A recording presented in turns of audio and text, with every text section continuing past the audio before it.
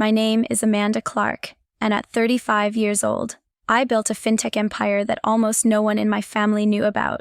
I was in a taxi heading back to my childhood home in Maplewood, New Jersey for family dinner, the first in 7 years, with a pit in my stomach that wouldn't quit. My mom always favored my sister, grooming her to take over the family real estate business, but nothing hit like what she dropped at the table at the family dinner. Mom announced, "You're not getting any inheritance, your sister deserves it." My sister laughed. Useless. I was silent, just kept eating. And then, the news announced the Forbes billionaire list. The room went silent. Before I dive into how that night exploded everything, I'd love to know, what time are you listening right now, and what city are you in?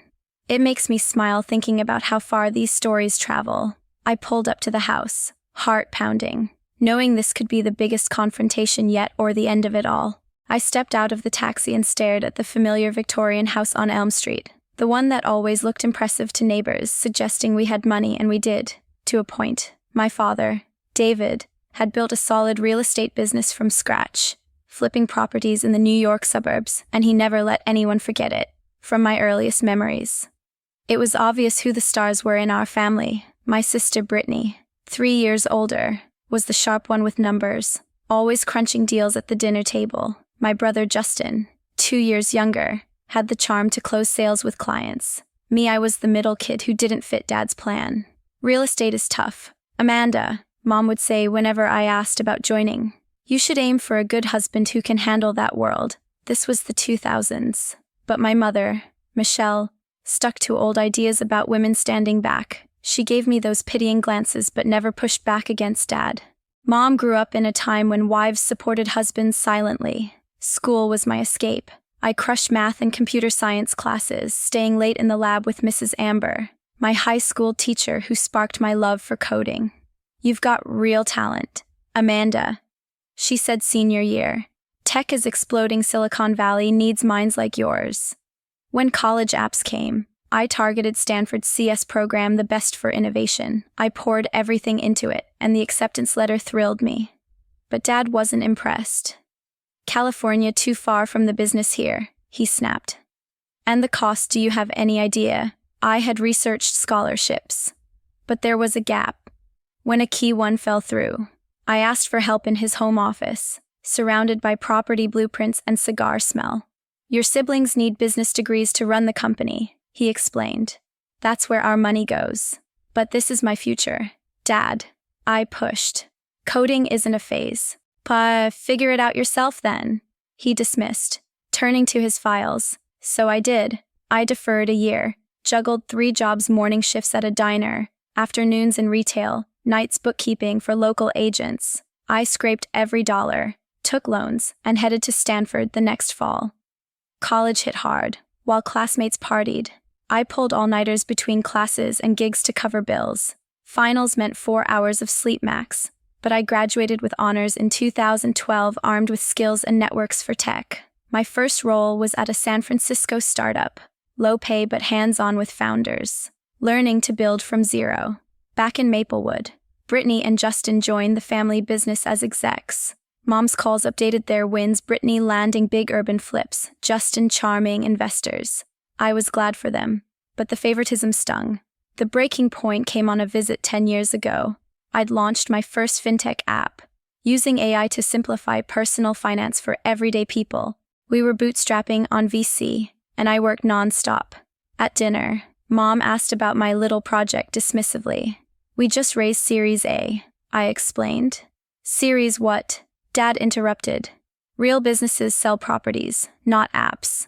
Brittany chuckled. "Mom's right. Amanda, when will you get a stable job?" "This is stable," I shot back. "It could change how people manage money. If you ever quit playing startup in California, there's a receptionist spot here," Mom offered.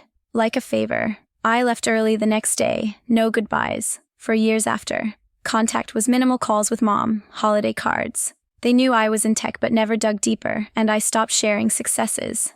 As I stood at the door now, the holiday lights twinkling, I wondered if 7 years had softened things. Mom opened it, her face brightening. "Amanda, you're here." She hugged me tight, her perfume familiar. "Come in, everyone's waiting." The living room buzzed with faces, Brittany and Justin by the fireplace with drinks. Brittany's husband, Paul, arranged gifts while their daughter, Kayla, now 16, scrolled her phone. Justin's wife, Lisa, chatted with Aunt Kimberly, Mom's sister, as Uncle Daniel watched football. Dad sat in his armchair, graying but still sharp-eyed. Amanda, he nodded. No hug. Hi, Dad. Merry Christmas. Brittany gave a side hug. Back from California, still in apps. Something like that, I replied vaguely. Business is killing it. Justin jumped in. We expanded to 2 more counties, revenue up 35%. Brittany added. I'm handling urban developments now. The old pattern, them flexing, seeking approval. I smiled, congratulated. What about you? Dad asked, before answering. Mom called. Dinner's ready, help set. Amanda. The dining room table gleamed with china. I sat between Aunt Kimberly and Kayla, across Dad. Prayer thanked for prosperity. No mention of me. Talk stayed safe, sports, kids' school, gossip. Kayla shared her tech interest for a project. Cool, I said. Aunt Kimberly asked. Your business doing okay? We're progressing, I answered. Brittany snorted. Startups burn cash forever if they survive. Mom beamed. The real estate firms had its best year, thanks to Brittany and Justin. After mains, I helped clear with Lisa. Running a company sounds intense, she whispered. More rewarding than inheriting one, I admitted. Dessert came, Mom tapping her glass. Announcement time. She stood. The business has grown. Thanks to Brittany and Justin. Brittany will be CEO on retirement. Justin president. Cheers erupted. Then, to me, Amanda, no inheritance for you, you chose your path. Silence hit. I nodded. Ate pie, tension thick. Aunt Kimberly frowned. Michelle, at dinner. Family matters with family, Mom said. Memories surged, denied help. Dismissed dreams. But I felt calm. I'd built my own world. Kayla whispered. You okay? Fine, sweetie. Adults complicate things. Talk shifted awkwardly. I planned exit when Kayla gasped at her phone, but that was for later. The real bomb was coming. For years after that visit, I threw myself into work, limiting family contact to sparse calls with Mom and generic cards. They assumed I was scraping by in tech. But I never corrected them, they hadn't earned the details. My startup took off slowly at first. The app used AI to analyze spending patterns, suggest budgets, and predict financial pitfalls, targeting everyday folks overwhelmed by debt. Early days were brutal pre-revenue, burning through VC funds. I lived in a cramped studio, reinvesting every cent. We nearly folded twice in the first 3 years, once from a buggy algorithm that miscalculated taxes for beta users. I fixed it myself, coding through nights, fueled by coffee and determination. By 2018, a breakthrough came. Our system flagged fraud for a major bank partner, saving them millions. Hospitals know. Wait. Banks and credit unions signed on fast after that. Then the pandemic hit in 2020, slamming everything. Users lost jobs, markets crashed, and our servers overloaded with people scrambling to manage stimulus checks and unemployment. We pivoted hard, adding features for emergency loans and debt relief simulations. I led remote teams from my apartment, barely sleeping, negotiating with investors via Zoom to avoid bankruptcy. It paid off. By 2021, partnerships with big banks like Chase Analogs exploded our user base to millions. Success snowballed. We expanded to personalized investment advice, integrating crypto tracking safely for beginners. Revenue hit milestones. And in 2023, we went public with an IPO that valued the company at billions. Overnight, I was worth $2.8 billion. My name splashed in tech news as a self-made fintech disruptor, but I kept it quiet. No flashy announcements, no social media boasts. Privacy requests to Forbes helped, though they still listed me. Why the secrecy? That dinner dismissal lingered. Brittany's laugh. Mom's receptionist offer it all screamed. My path didn't count unless it mirrored theirs. Sharing would invite fake praise or worse, demands. Occasional mom calls mentioned Brittany's big deals or Justin's client wins, but when she asked about me, it was, still tinkering with computers. I dodged, saying, busy as ever. They never pressed, as months turned to years. A nagging pull grew. Despite the hurt, they were family. Maybe time had mellowed them. Maybe showing up as just Amanda could bridge gaps. So, for Christmas 2023, I booked a flight to Newark, then a taxi from the airport. No need for my private jet to scream success. I swapped designer outfits for a plain sweater and jeans, left my luxury watch at home, and rented a basic sedan at the airport instead of my custom electric vehicle. The drive from Newark to Maplewood took about 30 minutes, through familiar suburbs with holiday decorations lighting up the evening. My stomach twisted tighter with each mile. 7 years was long enough for resentment to fade, right, or for old wounds to reopen sharper.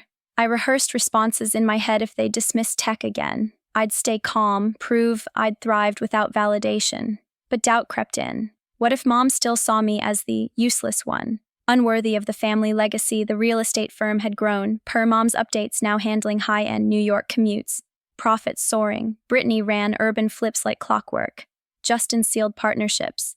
Me, I'd revolutionized personal finance for millions. But to them, it might still be a hobby. Pulling up to the house, I parked the rental discreetly down the street, not wanting questions about the car. The windows glowed with tree lights. Wreath on the door, just like childhood. For a second, nostalgia hit coming home from school to Mom's cooking smells. But reality snapped back. This wasn't reunion fantasy. It was reckoning. I grabbed my bag, walked to the door, heart racing. Whatever waited inside, I was ready, or so I told myself. The biggest shock was moments away, and it would shatter everything they thought they knew. I pushed the doorbell, the chime echoing inside, and the door swung open. My mother, Michelle, stood there, her smile warm but fleeting, like she was checking a box. "Amanda, you made it," she said, pulling me into a quick hug, her familiar lavender scent hitting me. "Come in, everyone's here." I stepped into the living room, the air thick with holiday cheer and underlying tension. The Christmas tree glowed in the corner, wrapped in gold tinsel, and stockings lined the fireplace. My sister Brittany leaned against the mantel, wine glass in hand, her husband Paul stacking presents nearby. My brother Justin stood beside her, laughing with his wife, Lisa, while their niece, Kayla, Brittany's 16-year-old daughter, scrolled on her phone. Oblivious, Aunt Kimberly, Mom's older sister, chatted with her husband, Uncle Daniel, who was glued to a football game on TV. My father, David, sat in his usual leather armchair, his gray hair catching the light, his eyes scanning me like I was a property listing. "Amanda," Dad said with a curt nod, not standing. "Merry Christmas." "Hey, Dad," I replied, matching his tone. Brittany sauntered over, giving a half-hearted side hug. "Back from California. Huh, still chasing that app dream?" Her smirk was subtle but sharp. "Something like that," I said, keeping it vague. Justin chimed in. "Our firm's killing it," expanded to Westchester and Long Island. "Revenue up 35%. Brittany added. "I'm running the urban portfolio now, biggest deals in a decade." It was the same old flex. Their need to mark territory. I smiled, said, "Congrats," and let it slide. Dad spoke up. "What about you, Amanda? That startup ever make it?" Before I could answer, Mom waved me to the kitchen.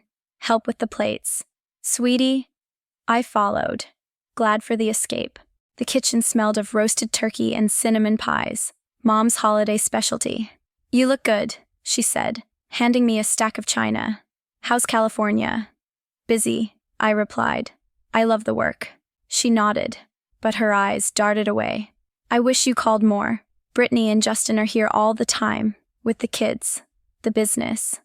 Guilt tugged, but I pushed it down. "I know, Mom, I'll try." She squeezed my arm, but the moment felt hollow, like she was filling silence. The dining room table was set with crystal glasses and silver, the kind reserved for big occasions. I took my seat between Aunt Kimberly and Kayla, across from Dad at the head. Mom's prayer thanked for family success and the firm's growth. No mention of my return. Conversation danced around safe topics: Kayla's school projects, football scores, neighborhood gossip, avoiding anything too personal. I chatted with Kayla, who lit up about a tech project. "I'm researching women entrepreneurs," she said. "It's kinda cool." "That's awesome," I told her, genuinely impressed. Justin's wife, Lisa, leaned over. "Kayla's obsessed with her phone, but she's smart. I nodded, catching Kayla sneaking glances at her screen. Brittany noticed too. Put it away. Kayla, she snapped. Kayla sighed, slipping the phone under the table. Aunt Kimberly turned to me. So, Amanda, your business, how's it going? All eyes shifted. I felt Dad's stare, heavy as ever. It's moving forward, I said, keeping it low-key. Brittany snorted. Startups bleed money for years if they don't crash first. Mom beamed at her. The firm's had its best quarter ever, thanks to Brittany and Justin. Real estate's still king in this economy. The redirect was so predictable it almost made me laugh. I helped Lisa clear plates after the main course, needing a breather. In the kitchen, she whispered. What's it like running your own thing? Justin never talks details. I paused, then said, it's relentless hard choices, late nights. But building something that helps people worth it. She nodded, thoughtful. Sounds more meaningful than just taking over. Mom called us back for dessert, pies and coffee ready. As we settled, she tapped her glass with a spoon, the room quieting instantly. Before we dig in, I have something to say, she began, standing tall in her red holiday dress, her voice firm. Our real estate firm's grown stronger than ever, thanks to Brittany and Justin's hard work. We've acquired a major competitor in New York, doubling our urban listings. Murmurs of approval rippled around the table. Uncle Daniel raised his glass. Dad nodded proudly. With this growth, Mom continued, we've planned for the future. I'm retiring next year, and Brittany will step up as CEO. Her deal-making is unmatched. Justin will be president, handling partnerships and growth. Brittany sat straighter, soaking it in. Justin raised his glass, grinning. They'll carry the firm forward, building on what David and I started. Cheers broke out. Paul clapped Brittany's shoulder. Lisa smiled at Justin. Aunt Kimberly patted Brittany's hand. Mom's eyes landed on me, sharp and deliberate. Amanda, you won't get an inheritance. You chose your own path, walked away from this family and our business. Brittany and Justin earned it by staying. The words landed like a slap, cold and final. Silence choked the room. Every eye darted to me, waiting for a crack. Brittany let out a laugh, sharp and cruel. You've always been the useless one in this house, Amanda. Justin nodded slightly, avoiding my gaze. I picked up my fork, took a bite of apple pie. The sweetness lost on me. Inside, old wounds tore open. Mom's voice years ago saying, find a husband. Dad's refusal for Stanford, Brittany's taunts growing up. But I stayed calm, my face blank, refusing to give them the reaction they expected. Aunt Kimberly broke the quiet. Michelle, did that need to be said now at Christmas? Her tone was sharp, disapproving. It's a family matter, Kimberly, Mom replied, sitting down. We discuss it with family. The tension hung heavy. Conversations restarting awkwardly. Quieter now. Kayla whispered beside me. That was harsh. Are you okay? I forced a small smile. I'm fine, kid. Families are messy. I sipped my coffee, calculating when I could leave politely, the sting of Mom's words. Brittany's jab, they weren't new, just sharper in front of everyone. But something else stirred relief. I didn't need their money or approval anymore. I'd built my own empire, untouchable by their rules. As I set my cup down, Kayla's phone lit up under the table. She'd ignored Brittany's order. Her eyes widened, glued to the screen. Kayla, what's so important? Paul asked, annoyed. She didn't answer, her gasp cutting through the chatter. The whole table turned. Whatever she'd seen was about to flip this night upside down. Kayla's gasp sliced through the room, her eyes locked on her phone. Oh my God, she blurted, loud enough to halt every conversation. Aunt Amanda's on TV. All heads snapped toward her, then to the flat screen mounted above the fireplace, where Mom had flipped on a holiday news segment earlier. The CNBC anchor's voice cut through. Forbes just dropped its 2023 billionaire list, and a surprise name tops the fintech world, Amanda Clark, worth $2.8 billion. The room froze. Forks clinked against plates. Forgotten. Mom's face drained of color, her coffee cup trembling in her hand. That can't be right, she stammered, staring at the screen. Dad grabbed the remote, cranking the volume. The anchor continued. Clark's fintech platform, revolutionizing personal finance with AI-driven budgeting and debt management, went public this year, skyrocketing her wealth. My photo flashed a headshot from a conference. One I'd tried to keep out of the press. Kayla, still clutching her phone, spun it toward the table. It's her look. Forbes posted it too. Her screen showed the list. My name in bold, tied to the IPO that had shaken up the industry. Brittany's jaw dropped, her wine glass tilting. Amanda, she said, voice cracking. You're a billionaire. Justin blinked, his usual confidence gone. Paul, Brittany's husband, muttered to her. You didn't know, Lisa, Justin's wife, just stared, wide-eyed. I took a slow breath, feeling every gaze burn into me. This wasn't how I'd planned to reveal it, hell. I hadn't planned to reveal it at all. It's true, I said, voice steady, cutting through the stunned silence. I founded the company 8 years ago. We help millions manage money budgets, debt, investments. The IPO happened last month. No need for details, the screen said enough. The dining room erupted. Aunt Kimberly leaned forward. Amanda, that's incredible. Why didn't you tell us? Uncle Daniel nodded, his football game forgotten. 2.8 billion. That's unreal. Mom's voice shook. You hid this from us all this time. Her tone wasn't proud, it was almost accusatory, like I'd betrayed her by succeeding. Dad just sat there, his face unreadable, fingers gripping the table. Brittany recovered fast, her shock morphing into a forced smile. Wow, Amanda, that's amazing. I mean, we could totally collaborate our firm's urban projects with your tech. Huge potential. Her pivot to opportunism was so quick it almost made me laugh. Paul shot her a look, his brow furrowed. Britt, maybe slow down, he whispered, clearly embarrassed by her sudden shift. Lisa, softer, said, Amanda, I'm proud of you. Really. Her sincerity stood out, a rare note in the chaos. I leaned back, crossing my arms. Now you're proud, funny, because an hour ago, I was the useless one in this house. Brittany flinched, her smile faltering. I didn't mean it like that, she stammered. You know, just joking. Justin shifted uncomfortably, avoiding my eyes. Come on, Amanda, it's not like that, he mumbled, but his voice lacked conviction. Mom tried to regain control. Amanda, we didn't know. If you'd shared, we could have celebrated with you. Her words sounded rehearsed, like she was scrambling to save face. I met her gaze, unflinching. Would it have mattered, Mom? You told me my dreams were a hobby, that I should find a husband instead. You chose Brittany and Justin for the business, cut me out because I didn't follow your path. The room went quiet again, heavier this time. Aunt Kimberly broke it. Michelle, she's right. You've been hard on her, always have. Her voice was firm, cutting through Mom's facade.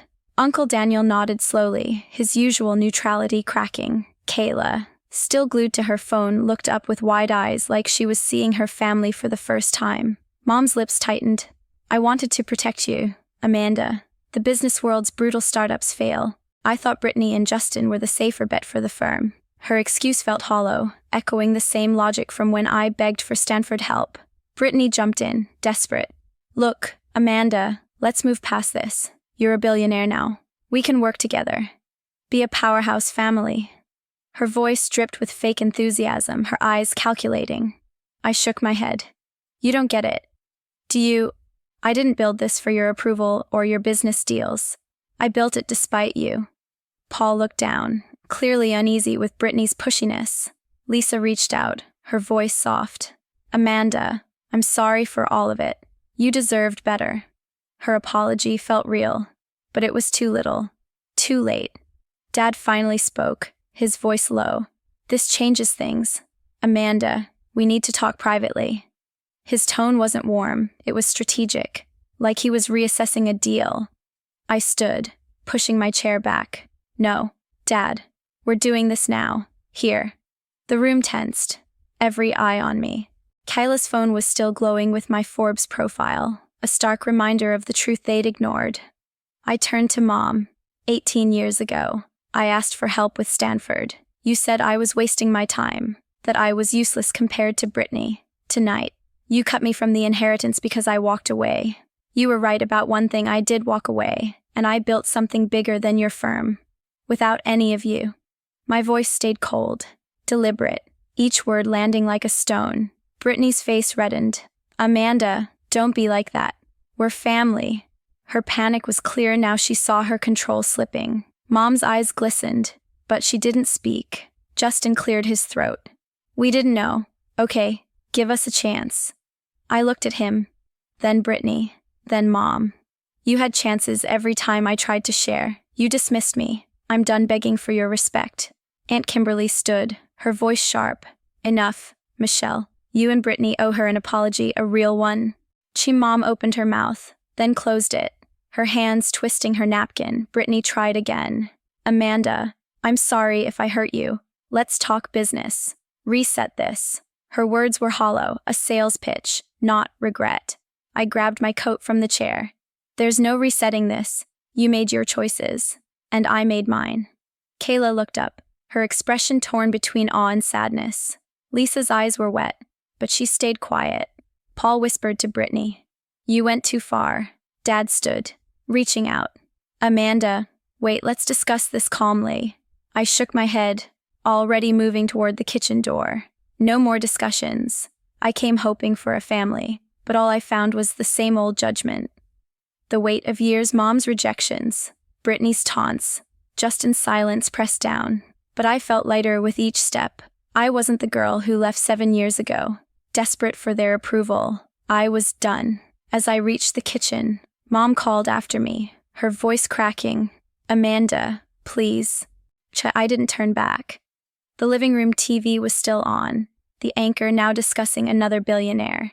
Kayla's voice piped up, small but clear. She doesn't need us anymore. That truth hung in the air, and it was about to change everything forever. I stood in the kitchen, coat in hand, the hum of the dining room fading behind me. Mom's voice, cracked and desperate, followed. Amanda, please let's talk. I turned, seeing her in the doorway, Brittany right behind, her face a mix of panic and calculation. The rest of the family stayed in the dining room, their murmurs barely audible over the TV droning about market trends. I set my coat on the counter, facing them. Fine, talk. Mom stepped closer, her hands wringing. I didn't mean to hurt you. Amanda, I thought you were chasing a risky dream startups fail. You know that. I wanted you safe, with a husband, not struggling. Her words echoed that day in 2008 when I begged for Stanford help and she told me to find a man instead. Brittany jumped in, her voice too eager. Yeah, Amanda, I'm sorry if I came off harsh. We're family, let's move forward. Maybe partner on some projects. I stared at them, my pulse steady but cold. Partner Brittany, you called me useless an hour ago. Mom, you cut me out of the inheritance because I didn't fit your mold. Now you're sorry because Forbes says I'm worth $2.8 billion. Mom flinched, her eyes glistening. I didn't know. Amanda, if you'd told us. I cut her off. I tried. 18 years ago, I stood in Dad's office asking for help to chase my dream. You said it was a waste, that I was nothing next to Brittany's deals or Justin's charm. Brittany's face reddened. That's not fair, I was joking tonight. You're blowing this out of proportion. Her tone was defensive, like she was pitching a client, not apologizing. I shook my head. You've never taken me seriously. Not then, not now. You mocked my work, my life, until a TV screen told you it mattered. Mom reached out, her hand trembling. Amanda, I was wrong. I see that now. You're incredible. I stepped back, out of her reach. You see the money, Mom, not me. The truth hung heavy between us. Brittany tried again, her voice softer but still calculated. Come on, we can rebuild this. You're a billionaire, let's be a team. Make the firm unstoppable with your tech. I almost laughed at her audacity. You don't want me, Brittany, you want my bank account to boost your ego. The kitchen door creaked, and Dad appeared, his face tight. Amanda, enough. Let's sit down. Figure this out as a family. His tone was the same commanding one from my childhood, but it didn't work anymore. No, Dad, I said, my voice calm but final. There's nothing to figure out. You all made your choices years ago. Brittany and Justin were your legacy. I was the one who didn't belong. Mom's eyes welled up. You're my daughter. You always belonged. But her words felt like a script, too late to mean anything. I picked up my coat, the weight of decades pressing down every dismissal, every comparison, every time I was told my dreams were less. You had years to show that. Mom, you didn't. I came here hoping for a family, but all I found was the same judgment, dressed up in fake apologies. Brittany's voice cracked. Amanda, don't do this. We're sorry. Okay. I looked at her, then Mom, then Dad. Sorry doesn't erase 18 years of being invisible. I'm done. I turned toward the back door, the one leading to the garage. Mom called out, Amanda, wait. But I kept walking, the cold December air hitting me as I stepped outside. The holiday lights on the house flickered, but they couldn't warm the emptiness inside. I got into the rental sedan, my hands steady on the wheel.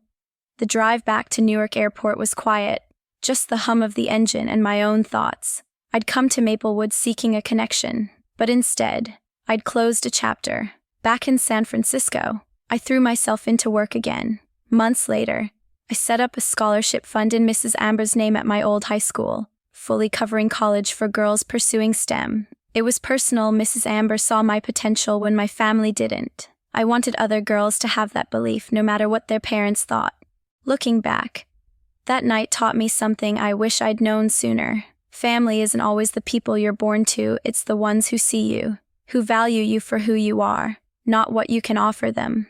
My family only cared when Forbes put a number on my worth, but I'd built my life without their validation. I'd spent years chasing their approval, letting their words cut deeper than they deserved. No more, to anyone listening. Here's my warning, don't let a toxic family define your value. If they dismiss your dreams, call you useless, or only notice you when you succeed, walk away. It's not betrayal, it's survival. Build your own path, surround yourself with people who lift you up, and prioritize your mental health over their expectations. That's the real legacy, not some inheritance tied to their rules. This lesson pulled me out of years of pain, and I hope it helps you see your worth sooner than I did. Thank you for listening to my story. If it hit home, please hit that subscribe button and drop a comment. Share your own experiences with family dynamics or proving yourself against the odds. I read everyone, and it means the world to know I'm not alone. As I drove away from Maplewood that night, the road ahead felt wide open, free in a way I hadn't been in years. I wasn't running from them anymore, I was running toward myself.